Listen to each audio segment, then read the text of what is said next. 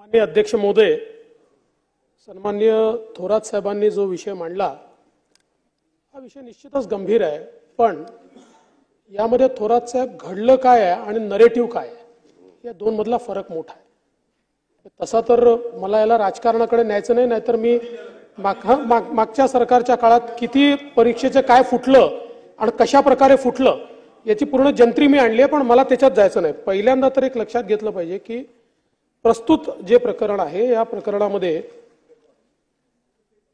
एक विद्यार्थी ज्यावेळेस एंटर करत होता त्यावेळी त्याचं जे काही ऍडमिट कार्ड होतं या ऍडमिट कार्डवर ABCD असे काही पॅटर्न लिहिले होते आणि हे लक्षात आल्यानंतर त्या ठिकाणी आपण ती परीक्षा रद्द केली, कारवाई केली, सगळ्यांना अटक केली। आता हे जरी पॅटर्न असले तरी त्याचा जो अंतिम रिपोर्ट आलेला आहे त्या रिपोर्ट अनुसार 100 प्रश्नांपैकी तो 48 प्रश्नातच पास आहे, 52 प्रश्नात तो पास नाही आहे। तथापि पॅटर्न मधले काही उत्तर हे खऱ्या उत्तरांशी जुळतात आणि म्हणून आपण त्याच्यावर कारवाई केली, ही परीक्षा रद्द केली, नव्याने परीक्षा त्या ठिकाणी घेण्याचा निर्णय घेतला।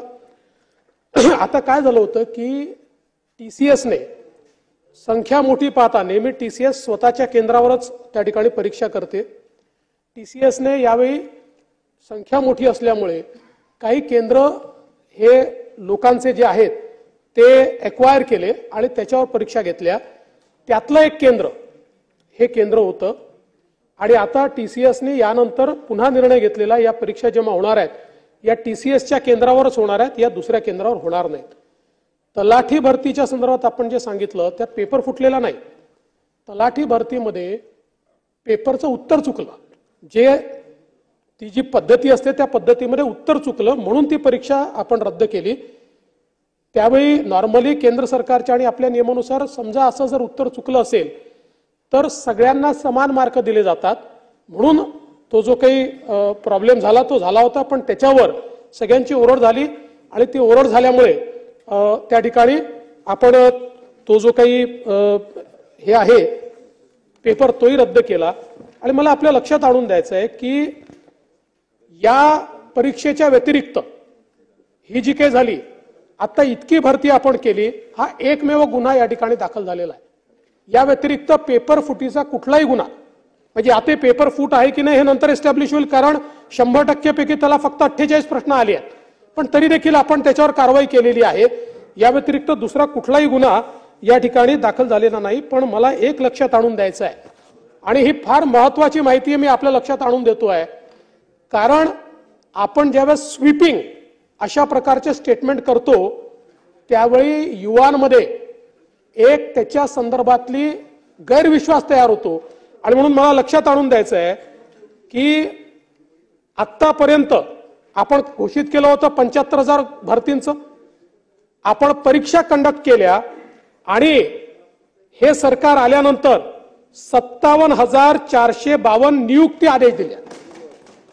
57 म्हणजे परीक्षा कंडक्ट करून विथ नो डिफॉल्ट 57,452 आणि ज्यांची परीक्षाही पूर्ण झाली आहे, कागदपत्रही पूर्ण झालेले आहेत आणि त्यांना आता फक्त नियुक्तीपत्र द्यायचं आहे, असे 19,853 म्हणजे एकूण आता ज्यांचं सगळं संपलेलं आहे आणि ज्यांना नियुक्तीपत्र मिळालंय किंवा मिळतंय याची संख्या 77,305 आहे।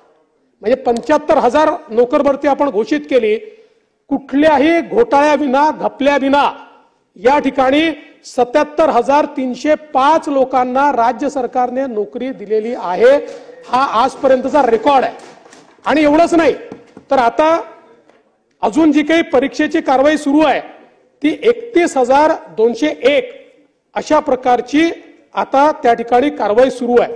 आणि म्हणून निश्चितपणे आपण जे सांगितलं ते महत्त्वाचंच आहे की या ठिकाणी आपल्याला कुठल्याही परिस्थितीमध्ये कुठला गैरप्रकार होणार नाही याचं लक्ष दिलं पाहिजे, त्या संदर्भात आपण कारवाई केली आहे। आता आपण हा देखील निर्णय घेतलाय की परीक्षा केंद्रामध्ये जे लोक जातात, कारण याच्यामध्ये तर काय आहे की ऑनलाईन मध्ये इन्क्रिप्टेड असतो पेपर, त्यामुळे तो फोडणं एवढं सहज शक्य नाही। हे कुठे होतं, एखाद्या परीक्षा केंद्रावर जेव्हा पहिला मुलगा लॉग इन होतो, तो लॉग इन झाल्यानंतर पेपर सगळ्यांना उपलब्ध आहे, म्हणजे सगळ्या लोकांना, आणि तो पेपर मग त्या केंद्रातल्या लोकांनाही लॉग इन आहे. त्या काळामध्ये कदाचित ते समजा कर्मचाऱ्यांनी काही संगनमत केलं असेल तर त्या तासभरामध्ये तो कोणाला तरी बाहेर ठेवून वगैरे असं काही करू शकतो.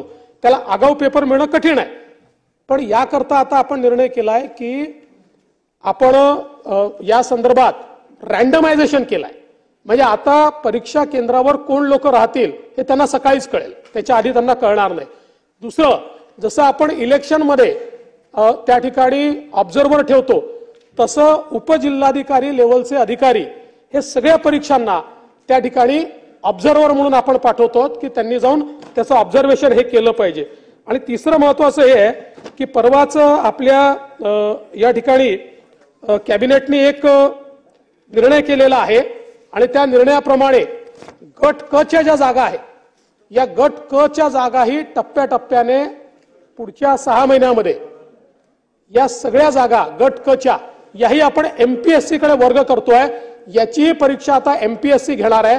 त्यामुळे या संदर्भात आता जी काही लोकांची मागणी होती की एमपीएससीने करावं, तोही आपण विषय केलेला आहे. त्याला 6-8 महिने याकरता म्हटलेलं आहे कारण एमपीएससीला बरीच तयारी त्याकरता करावी लागणार आहे. पण एमपीएससीने हे मान्य केलं आहे, त्यांनी पत्र दिलेलं आहे की आम्ही हे करायला तयार आहोत आणि त्यानुसार राज्य सरकारने त्या संदर्भातला निर्णय घेतलेला आहे.